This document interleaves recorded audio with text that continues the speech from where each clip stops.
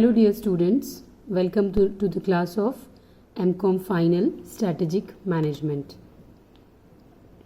हमने पिछली क्लासेस में पढ़ा स्ट्रैटेजी क्या होता है और स्ट्रैटेजिक मैनेजमेंट क्या होता है। आई होप आप लोगों को अब क्लियर होगा कि स्ट्रैटेजिक मैनेजमेंट का बेसिक रूट मीनिंग क्या है। यूनिट फर्स्ट पढ़ रहे थे हम। यूनिट फर्स्ट में concept of strategy and strategic management, ये दो टॉपिक्स हमने पढ़ लिए हैं। आज हम लोग स्ट्रैटेजिक डिसीजन मेकिंग पढ़ने वाले हैं।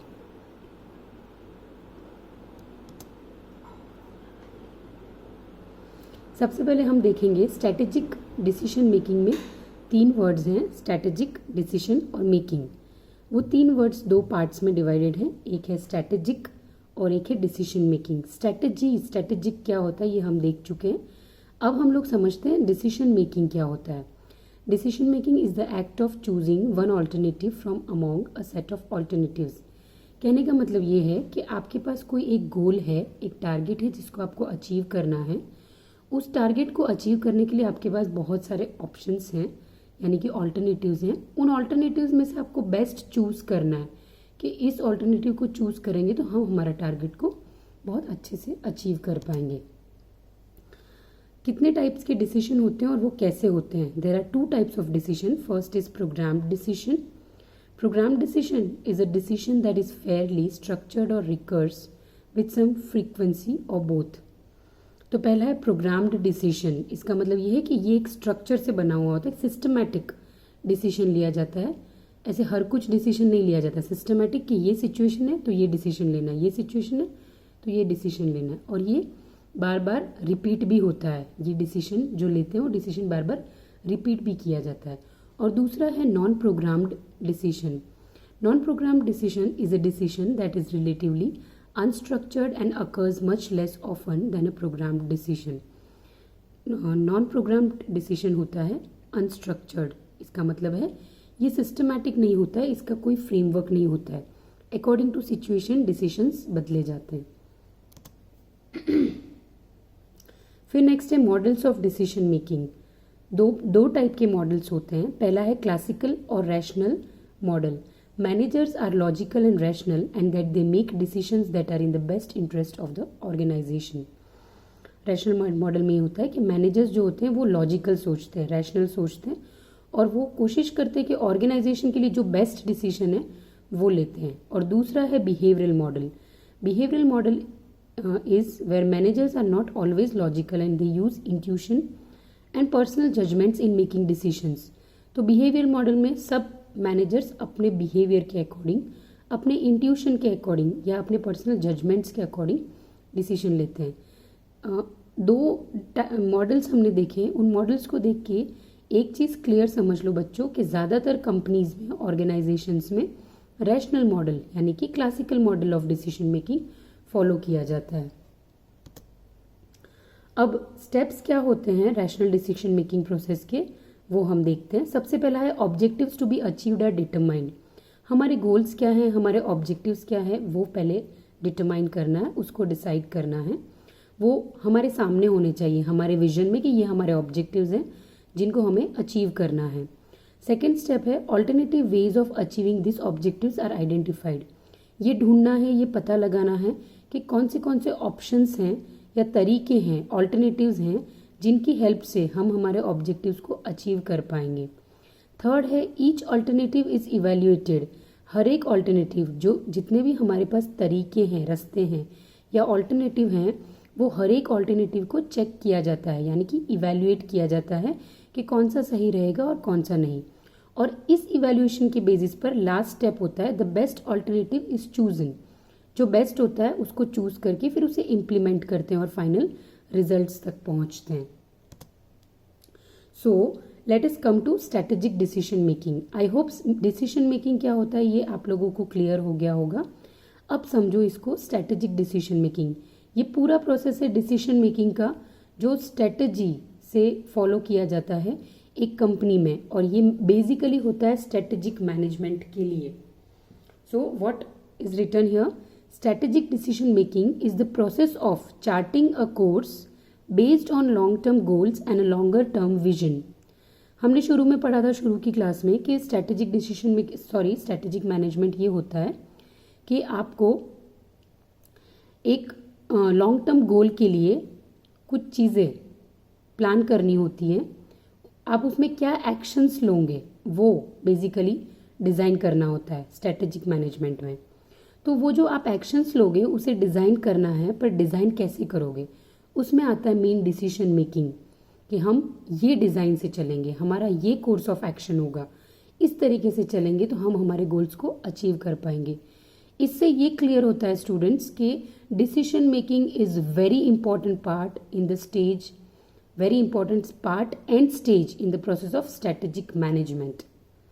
ठीक है, by clarifying your company's big picture aims you will have the opportunity to align your shorter term plans with this deeper broader mission, giving your operations clarity and consistency।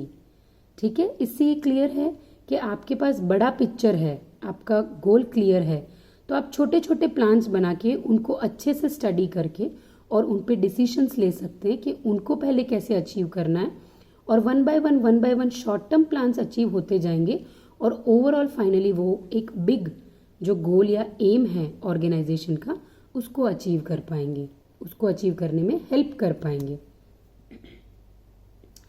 Strategic decisions are the decisions that are concerned with whole environment in which the firm operates, the entire resources and the people who form the company and the interface between the two. Strategic decision making देख लिया, strategy देख लिया, decision making देख लिया। अब एक छोटा सा पॉइंट है, वो कह रहा है स्ट्रेटेजिक डिसीशंस क्या होते हैं, मतलब वही डिसीजन मेकिंग में डिसीशंस लिए जाते हैं, इसलिए इसकी बात कर रहे हैं। तो वो ये कह रहे हैं कि कंपनी का पूरा एनवायरनमेंट है, उस एनवायरनमेंट के अंदर और बाहर के लोग, ये सब चीज़ों के अंदर जो रिलेशनशिप या एक बॉन्ड डेवलप करके क्रिएट करके उसको सिस्टमेटिकली मेंटेन करना है, वो मेन काम होता है इन डिसीशंस का। इन डिसीशंस से ये सिस्टमेटिक बैलेंस रहता है कंपनी का एनवायरनमेंट, कंपनी के अंदर और कंपनी के बाहर के लोगों के बीच में। To summarise strategic decision making involves the following 3 things. क्या 3 चीज़ें आती हैं? पहला है the long term way forward for the company, long term goal, आगे का विजन आपका क्लियर होना चाहिए। दूसरा है selection of proper markets for the company, आपकी कंपनी के लिए प्रॉपर मार्केट्स सिलेक्ट करना बहुत ज़रूरी है और बहुत सही मार्केट्स चूज़ करना ज़रूरी है, अदरवाइज़ आपकी जो प्रोडक्ट्स हैं सर्विसेज हैं वो बिकेंगे ही नहीं, और नहीं बिकेंगे तो ऑर्गेनाइजेशन का जो सक्सेस है वो आप नहीं देख पाओगे। और तीसरा है the products and tactics needed to succeed in the targeted market, जो प्रोडक्ट्स टारगेटेड मार्केट में सक्सेसफुल होंगे वो, और वहाँ के टैक्टिक्स मतलब क्या तरीके यूज़ करने जिससे वो प्रोडक्ट्स अच्छे से बिके। ये 3 पॉइंट ज़्यादा मैटर करते हैं जिसमें डिसीजन लेना पड़ता है, स्ट्रेटेजिक डिसीजन मेकिंग करना पड़ता है। So overall a firm can move forward only if it has taken the necessary strategic decisions. Furthermore whether the decisions were right or wrong can only be proved only over a longer period of time. If this decisions were right and had great insight in the future, then the company can be very successful. However, if these strategic decisions did not consider empirical evidence of the current market conditions, then the firm can fail badly. मतलब ये यही कह रहे हैं कि अगर ये decision सही रहे तो आप बहुत सक्सेसफुल होंगे as an enterprise, as an organisation, as a company, और अगर ये डिसीजन सही नहीं हुए तो बहुत बैडली फेल भी हो सकते हैं। इसीलिए ये पॉइंट बता रहा है कि कितना इंपॉर्टेंट है स्ट्रैटेजिक डिसीजन मेकिंग कोई भी कंपनी के लिए। स्टूडेंट्स, मैंने कुछ पॉइंट्स, कुछ नोट्स हिंदी में भी यहाँ पर कलेक्ट करके पीपीटी में पेस्ट किए हैं ताकि आपके लिए नोट्स बनाने में इजी रहे। इस पेज में लिया है व्यू रचनात्मक निर्णय की प्रकृति, that is nature of strategic decisions. फिर इस पेज में ये थोड़ा क्लियर नहीं है पर आप इसको जूम करोगे तो अच्छे से क्लियर हो जाएगा कि अलग अलग ऑथर्स ने स्ट्रैटेजिक डिसीजन मेकिंग को कैसे डिफाइन किया है। और नीचे एक पॉइंट है वहाँ पर दिया गया है डायमेंशंस ऑफ स्ट्रैटेजिक डिसीजंस, मतलब व्यूरचनात्मक निर्णयों के आयाम। ठीक है, और एक और स्लाइड है उसमें मैंने लिया है जो थियरीज मैंने इंग्लिश में पढ़ाई थी, रैशनल थियरी, बिहेवियरल थियरी, वो हिंदी में है यहाँ पर तर्कपूर्ण विचारधारा। दूसरी वो है रैशनल थियरी। दूसरी है बिहेवियरल थियरी, उसका है व्यवहारिक विचारधारा। और यहाँ पर एक और थियरी भी दे रखी है, द पॉलिटिकल थियरी, यानी कि राजनीतिक विचारधारा। तो ये बहुत सारी विचारधारा हो सकती है, पर अपने को अपनी बेस्ट पता होनी चाहिए, और दैट इज रैशनल थियरी, मतलब तर्कपूर्ण विचारधारा।